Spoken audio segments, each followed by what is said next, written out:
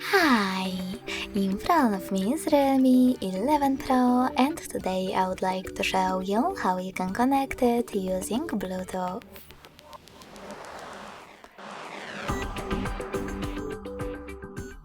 Firstly, open Devices settings and click on Bluetooth right away. You can do exactly the same by going into Tab menu and clicking on Bluetooth shortcut.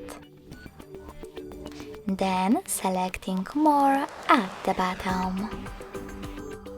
Either way, over here, make sure that Bluetooth is on and wait for available devices to show up.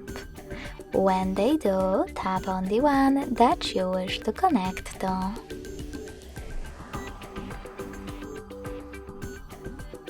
Lastly, tap on Pair in the pop-up and wait for the other device to do the same. As you can see, my devices were successfully connected. If you wish to disconnect them, click on this icon next to connected device and choose Unpair located under device name. To connect to the same one, click on it and select Pair again. Thanks so much for watching. If you enjoyed this video, don't forget to leave a like, comment and subscribe.